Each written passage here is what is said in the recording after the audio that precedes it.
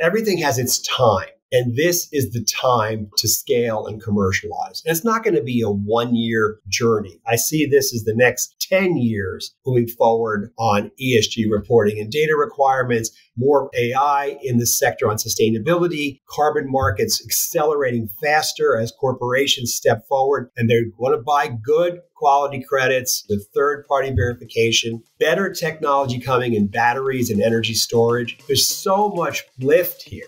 And frankly, it's time for government to kind of step back, set the rules, and let the innovation come from the private sector and the capital markets.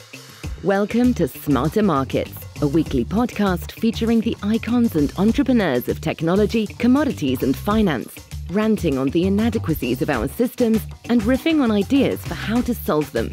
Together, we examine the questions: are we facing a crisis of information or a crisis of trust?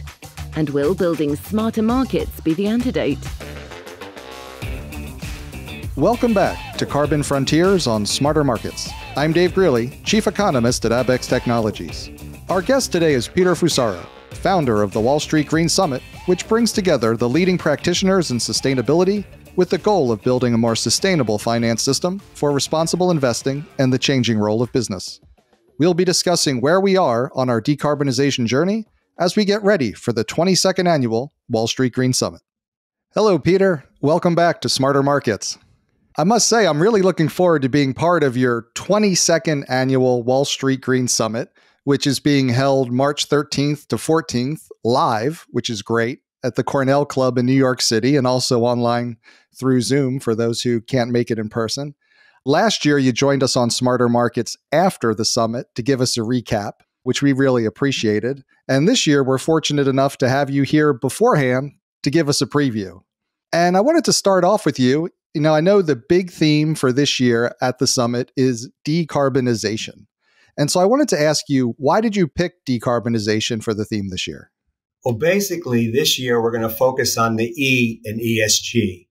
And decarbonization in many manifestations, not just from technology, but also from supply chain, is something that folks are starting to get their arms around. Specifically, with the impending SEC regulation on ESG, there's been a lot of activity in the last 2 years by software companies to do what I'll call carbon accounting. That's being done, and they are very busy. So that's a nice part of it, but we want to go to the next step, which is what do you do with all this data? And so the game is decarbonization in renewables, supply chain. We have speakers on AI this year, decarbonizing your portfolio. We have several speakers on that.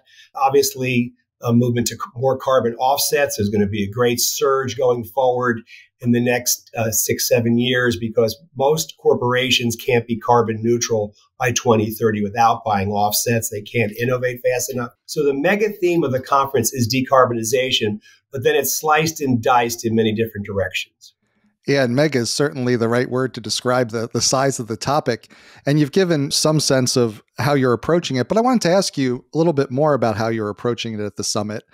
There's an endless amount you probably could include, so you got to prioritize. So I wanted to know, what angles and perspectives were most important for you to include as you were building the agenda for this year? This is a conference about solutions to climate change. We do not have government bureaucrats. We do not have university professors. It is not a research type of a forum. It is very much based on practitioners in the space providing their knowledge and solutions. So it's very practically oriented. We do have a few more startups this year than normal, but that's okay because people have approached me with some very new ideas. So we're going to do aviation. We're going to do clean tech and manifestation of food. It's actually a broader venue than this is a carbon conference. This is an ESG conference. This is a clean tech conference. It's kind of all that in one. And the bigger theme is it's always been about business development. This is about people networking. And so we're kind of very excited to be back in the room after 4 years because we've had 3 Zoom Wall Street Green Summits because of COVID. And I had to be cognizant of not exposing anybody to anything. But now we're very excited to have something in person. People are really starting to get engaged. There's a lot more uptick in activity of events in New York City. And it's only happened in the last several months. So we're kind of ready to go. But the subtext of this is these are solutions to climate change. This is not theoretical. This is commercial. And I've always said this, the conference is the nexus of technology and finance. And it's a great combination. And as you said, the past 4 years with all the adjustments we've had to make with COVID, I was also curious, coming out of that's a big thing. Also, of course, the focus on sustainability, ESG, decarbonization has certainly come back into the foreground over the past few years. You've been doing this summit for 22 years. I was curious just your own personal experience of this shift in the tide. Yeah, originally we focused on three things: energy efficiency, renewable energy, and emissions trading. And by 2010, which we had 400 people at the event at the Times Center, we did not get cap and trade legislation in the United States, except in California. Therefore, there was a lot less interest on emissions trading. And so for about 10 years, we were really talking about clean tech, energy efficiency, the scaling of renewable energy because of cost reductions. And now in the last 2 years, we're now seeing the emergence of this ESG investing market, the beginning again of the carbon markets now globally. And there's much more sustainable because of a lot of factors, one being regulatory, but also the innovation coming out of the capital markets. There's green bonds now. I had Sean Kidney here 9 years ago talking about green bonds, and people were saying, well, what's that? Now it's very mainstream. So what the conference brings to the fore are new ideas that most people aren't focused on or even know about. And then we have the practitioners share that knowledge. So we have a couple of speakers on hydrogen this year, another speaker on green ammonia. We've decided that it's not catch as catch can. It's just that it's very different ways to look at how do you reduce a 38 billion metric ton carbon footprint for the planet. And the only way to get there is technology and capital. Yeah. And when I was reading through your agenda, in which I'm thrilled to be included, so thanks for that, I was struck. Yeah, I kind of looked at it in my mind. I was kind of grouping the presentations into three big categories were kind of popping out of me. One was reporting, the other was financial markets and investment, and the other the technology. And I'm curious, which one of those do you think we've made the most progress on over the past year? Probably the reporting, but the problem on the ESG side is the data. There's no standardization, which everybody's well aware of. So what are you reporting? So there's a lot of controversy about how we're going to rationalize this. My own opinion is the SEC will force that issue. And from most folks, they think it's going to be April that we get the final rule out of the SEC. That's going to push forward uniformity. So right now, this is how the markets begin. Sporadic, no price discovery, pricing all over the place. That's where we are right now. We're in a little bit of chaos. That's okay. That's how these things occur. This is my fourth time to the rodeo of market maturation. They always look this way. And so I think the reporting issue will become more standardized due to the SEC and the need for corporations to report. And we're talking about public companies. Then we go down a little lower. We're looking at privates and then the supply chain. One of my colleagues, just to give you an anecdote of how far this is going to go, is in Taiwan. Apple Computer has asked their suppliers in Taiwan to measure their carbon footprint. So this is going to be a global phenomenon. I actually think what the U.S. is doing is going to be catalytic to really pushing this market forward globally. And why do you think it'll be catalytic? Is it because the U.S. is such a large market that businesses, you want to sell in the U.S., you want to make in the U.S., you're going to just adopt the same standards everywhere? Or is there something else that you're seeing as the catalyst? No, I think we're the largest economy in the world. Obviously, China's number two. When the big dog barks, everybody notices. The reality is we're right at the cusp of three things that have happened at the federal level. One is the transportation bill. Second is the Inflation Reduction Act, called the Climate Bill, and now the SEC. So government's kind of pushed that forward. Now it's time for the private sector to rationalize all of this, synthesize all of these regulations, and start moving forward on carbon neutrality, not net zero, carbon neutrality by 2030, which is going to be a big lift. Secondly, The capital is there. I actually consider this market safe harbor, even if there is a recession in the United States. There's a lot of interest from impact investors, a lot of interest from sovereign wealth funds, family offices, and pension funds. So it's kind of an interesting phenomena where you have capital available and better ideas coming to the market. So even in battery technology, we're starting to see major leaps and bounds in battery technology, nanotechnology. I'm looking at some technology of nano for concrete. Concrete is 8% of greenhouse gases. So what I'm saying is we have the knowledge base and the secret sauce of the United States, and I've been to 50 countries to digress, is we are big risk takers. Many folks are risk averse, and having that risk-taking culture means we can fail fast and move forward. Yeah, I find it so interesting now, and given your long experience with this, I wanted to ask you, because looking back at the history of the carbon markets and ESG, wasn't called that at the time, of course, in the 2000s, it seemed like it was this idea of the markets were moving with the anticipation that policy was imminent. And things fell apart when that didn't happen. It seems like it's very different this time. Like, as you said, there seems to be a momentum on the corporate action side, on the market side, that, as you said, creates this safe harbor. Like it feels like it's kind of gotten this self-reinforcing dynamic. Do you feel that too, or am I getting too far ahead? No, you're not getting too far ahead, and it's called regulatory certainty. If you know what the rules are, business will innovate. I'll give you an example. Early in my career, I helped get the lead out of gasoline with the EPA. And at that time, no one knew how to make unleaded gasoline. But refiners had a rule book. You have to meet this standard, and we will innovate. And the reason they brought me in, they thought there'd be gasoline shortages. Guess what? No gasoline shortages. Engineers innovated and solved that problem. So the best of all possible public-private partnerships, in my opinion, is when government sets a standard and then steps back and lets industry innovate. That's what I'm seeing happen this time around. Right. And it's interesting because with, some of the recent criticisms of what's happening in carbon markets, some of the articles that were in The Guardian, et cetera, it brings back to that emphasis on reporting and data. And of course, what seemed like the Guardian articles were pointing out is, sometimes in this, you're setting rules for what could have happened as opposed to, what actually has happened, which is a whole nother level of difficulty. If you're trying to say, well, how many trees would have been cut down, for example, in the absence of a policy, that's even harder than measuring what was taken down.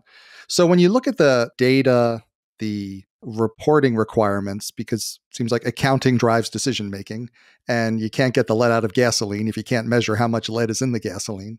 How do you see, where are we on that data front? Like, how close are we to being able to give objective measures so that government can put the rules in place, step back, and let the private sector hit the bar? As I noted, I've noticed in the last 2 years, 4 major platforms for carbon counting all get funded north of $100 million. So that has been done. And who are their clients? There are 2 sets of clients. One are corporations and one are portfolio manager private equity companies. And many years ago, when I was consulting on cap and trade, I was hired by many of these private equity companies to answer 2 questions. How will the price on carbon affect my portfolio companies? The second question, more interesting to me, where do we invest? And that all changed. And I think those questions are back. I don't think it's all clear yet what the standards are going to look like. There's been consolidation among the reporting entities by S&P, Fitch, Moody's, et cetera. So they're kind of ready, but no harmonization yet. As I've said before, I saw the same thing in the energy markets, and eventually you start getting commonality, common standards. That's not here at all, and it's coming, and I think the SEC will force that hand. There probably might be some even more harmonization and consolidation in this sector of reporting. I know the big accounting firms are very much on a hiring tear. I'm seeing strategy consultants like BCG and Bain hire a lot of people. There's a lot of interest in this sector now because there's now the certainty that there's going to be some government action. Right. And I wanted to get your thoughts quickly on the SEC rulemaking that's coming through, because I think a lot of people don't understand exactly what that is and why it's so important. Could you give your thoughts on that? Yes, and I'll also talk a little bit about the CFTC because there's another market here. The way it works in Washington is there's something called the Notice of Proposed Rulemaking, which the SEC set out last March 21. They got over 10,000 written comments. And then there was some glitch in the reporting, so there's even more comments. That's a lot of comments to synthesize. I used to work at the Department of Energy, which is a regulatory agency, by the way, and I know the process. So we're almost now at the final rule, it's called. That'll be in April from my sources in DC and other places I'm seeing. That is a process. So the SEC is for public companies to report. Now, Mexico, 2 years ago, started reporting ESG for public companies, but their universe is very small, 150 companies. This is a very large universe. And so that's going to force the hand of companies to actually measure their carbon footprint, report on their carbon footprint, and sign off on it. Otherwise, there are penalties. Now, that's part of the equation. To reduce the carbon, we're now going over to the Commodity Futures Trading Commission, CFTC, because carbon is a commodity. The good news about carbon, it is one simple commodity, CO2e, CO2 equivalent, 1 metric ton. It's not like oil and gas, which have many different variations and flavors. This is one thing. And that makes it simple. And it's been sized by Wood Mackenzie in Edinburgh, Scotland, as a $22 trillion market. So that's exciting a lot of the blockchain people. I'm getting inundated by IoT and blockchain folks on carbon coins and carbon this and that. It's very funny. But the point is, the movement will be twofold. Reporting on ESG and then the movement of carbon markets to accelerate. Right now, they're not that large, but they're global. And they're going to move much faster than people realize because carbon neutrality is not simple. If I'm Facebook or Google or Microsoft, I barely have a carbon footprint. Server farms are 2% of energy demand. I've looked at some statistics. Maybe that's going to be 8% by 2030. But energy is 73% of greenhouse gases. So this is a direct bullseye on the energy industry, where I've spent 50 years of my career working in, both as a regulator and as an oil company executive. So this is the time where you're going to see the energy companies do decarbonization, the energy transition. They are going to be moving forward faster than people realize and smarter than people realize. They will be in the utility business. Oil and gas companies are already starting to move this way in Europe with Total and Shell. More will come because they are not stupid and they look at 40-year horizons. And so decarbonization is going to be a 30-year trek at least. And frankly, we're still going to be using some fossil energy in 2050. All right. And I just want to dwell for a moment on your point about that SEC rulemaking, because the idea that what companies write down in terms of what their net zero commitments are, what they're doing to keep them, measuring them, that sounds like it's going to be on an equal footing to their financial information. This is no longer marketing. That's a huge shift. That it'll be on the same footing as their other financial reporting. Am I getting that right? That's exactly right. And that's why it's material. That's why it's a change maker. This never been done before. And there's the regulatory authority within the SEC to do this. So there will be lawsuits, but there are always lawsuits with a million lawyers in this country. But it may take an act of Congress to rescind the regulatory authority of the SEC. And I know what I'm talking about. When I was 26 years old, I changed a law of Congress, both houses of Congress. When I did a graph, I did the analysis too. And it literally has to be passed by both houses of Congress for any type of change on an ESG. And I know ESG is controversial now. I know some pension funds in certain states can't invest in ESG. And I know some people don't like it. Too bad. This is how it really works in the real world. When a regulatory agency has the regulatory authority, it can't be changed. Only an act of Congress. So a lot of big progress over the past year. I wanted to ask you your thoughts on where do you think is an area where we need to make the most progress over the next year? Well, I'll elongate that a little bit. I think we should be pushing hydrogen faster than people realize. If we're going to do the 5 gigaton reductions everybody's talking about and is nowhere near getting to, the only fuel is hydrogen. Hydrogen has zero emissions. Many years ago, I worked on the Prius. I've been in fuel cell vehicles. I drove the Toyota Mirai around the Javits Center at an auto show a couple of years ago. It makes water vapor. Hydrogen, most abundant element in the universe. Now, what's the problem? The problem is cost and infrastructure. So the OEMs, the automobile manufacturers, all of them can make hydrogen fuel cell vehicles. That's not the problem.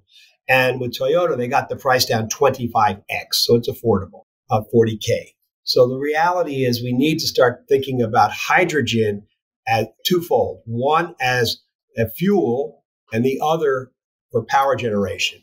Because you can marry hydrogen production to solar and wind farms. We're nowhere near getting there yet. The good news is there are about 150 companies, part of the Hydrogen Council in Brussels. Industries embrace this. I was at the first meeting in New York about 5-6 years ago. It was just getting started. So if we're really going to get to the hydrogen economy where we need to go, because EVs still make pollution, that's the bigger push. This is not a hydrogen conference. We only have 2 speakers on hydrogen, but that's the bigger push down the road. Right. Well, that brings me back to, I don't want to steal the thunder from the summit, which is coming up, of course, as we've said. But when you look at it, what do you think is going to be the biggest shift in tone or viewpoint from prior years? I think people are excited. There's a lot of optimism. I went to a climate leadership dinner in New York a couple of months ago, and first it was oversubscribed. And people are very interested. And these were venture capitalists. These were entrepreneurs. These were clean technologists. What I'm getting at, everything has its time. And this is the time to scale and commercialize. And it's not going to be a 1-year journey. I see this as the next 10 years moving forward on ESG reporting and data requirements, more AI in the sector on sustainability, carbon markets accelerating faster as corporations step forward, and they're going to buy good quality credits. They're not going to buy those dodgy credits the Brits get very excited about. The really high quality credits with third-party verification, better technology coming in batteries and energy storage. There's so much lift here. And frankly, it's time for government to kind of step back, set the rules, and let the innovation come from the private sector and the capital markets. Well, I imagine this question might be a little bit like asking you your favorite child, but what issues or questions are you most looking forward to hearing the speakers address at the conference? I don't have one. I have 44 speakers. So long story short, I think each one has a unique viewpoint and they don't duplicate their effort. Some of that is the homework assignments I give out. But realistically, they know their stuff. They're excited to share the knowledge. Sure, they want companies to be clients. That's fine. But they actually are practitioners in a sector that is going through the roof in hiring. I mentor young people all the time. I went to Carnegie Mellon and Tufts, and I'm still involved with mentoring young people. Another call on Monday, because the young people want to be in this sector. So you got a whole bunch of issues here. One of them, if you're a major corporation, if you're not doing the green dance, you're not going to attract young talent. And corporations have gotten that message. So renewable energy purchasing, which is not mandated by anyone, has been going up every year to year for the last 5 years because of the need to attract young talent. So there are some volitional things that are happening anyway.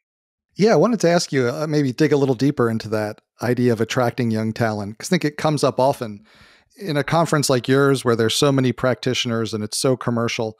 And you've talked about how now the energy companies, have to be on board and moving. Sometimes there's this tension of the commercial aspects, the energy companies being viewed as the climate enemy. But on the other hand, they've got the technology, the people, and the processes, and the ability to make a difference in this if we're going to do it. So do you find a tension there in getting young people to be excited to work on climate in some of these industries? Not at all. Many years ago, I learned a couple of things. One is don't scare people. That does not work. So I've toned that down a little bit. But I really see the need for the energy companies, oil, gas, electric and gas utilities, to hire young talent, try things out. Look, Exxon made $56 billion. They've got the capital. Oil prices were up last year. They have the money. They think long term, and the ship is now turning. But they're the ones, and I've spent my entire career as a regulator, an entrepreneur, an energy executive. I was the head of consulting at ABB. So what I'm getting at, I've seen this from four sides, and academia as well. This is the time for the energy companies to lead, because you're not going to get the benefit you want, the desired outcome of reducing greenhouse gases without them engaging. They have deep pools of capital. They are not going to create tomorrow's technology. This is what's occurring in the patch. They have technology scouts to buy the technology companies of the little companies in the incubators and accelerators that I've been involved in. Those are the ones they will acquire. So everybody keeps talking IPO. No, it's going to be trade sales. They will buy major talent and technology as it matures. They're not going to fund a lot of early stage companies, but they're going to get very involved in buying what we call BCD round, when these companies are ready for the inflection point to accelerate their commercialization strategies. They will all be bought. There'll be some IPOs, but they'll be bought by the energy companies, because I talk to their technology scouts. They're out there. They're out and about. They're checking things out. They want to know what the next thing coming. Because if you're in a very large company, it's very hard to be an entrepreneur. I know people talk about entrepreneurship, but it's very difficult. It's much easier to be in a smaller company where you're doing a lot of different things. And that's the game. And this is very exciting because you see more and more capital available, more and more talent going into those companies. We have New Lab speaking from Brooklyn. I was talking to the co-founder. He's got 800 people over in Brooklyn. Who would think Brooklyn would be a technology center? It's a technology center. And I'm so glad you brought that up, because the idea that the big oil companies, the big energy companies, big companies broadly aren't necessarily the centers of innovation, but once the innovation develops in small companies and it's proven and is ready to scale, then they step in and purchase it. That's kind of the business model, and has been that business model for a long, long time. I mean, the wildcatters in the oil patch are the prospectors who find the new wells and then they get bought out. The development of fracking, happened in smaller companies before it was adopted by the large ones. So this is really the business model, right? It's not a climate thing. No, it's not a climate thing. I borrowed it from Big Pharma. And I also spoke at TEDx at Columbia, which I call the new green business model. It's exactly what is going to occur. The big dogs will buy the entrepreneurial companies and scale them. And this, we're just getting started. There's been one unicorn in this space, South Pole. There are going to be hundreds of unicorns in this space. Well, I'd love to hear about some unicorns. On the technology side, it is very positive, though, to feel like, hey, there's enough stuff that's out of the lab, that's working, that could be ready to scale up to where it makes a real impact. Are there certain areas that you're looking at where you're like, yeah, this is a technology that could be ripe for scaling? Well, I'd like to step back. I'm older now, so I look at the management team and execution risk. That's what I really focus on. I've been pitched over 2,000 times, and I'm also now head of decarbonization at Wheel & Co., broker-dealer here in New York City. So I kind of know when I hear BS. I want people to actually do what they say they're going to do, and not give me a 25 to 40-page PowerPoint. Literally being able to have a technology that you can test in beta and then scale. That's not so easy. As I said, fast failure is kind of my new game. I know it's from Silicon Valley, but I want to see things fail. I also don't like business models that business strategies, I should say, keep changing direction. That bothers me.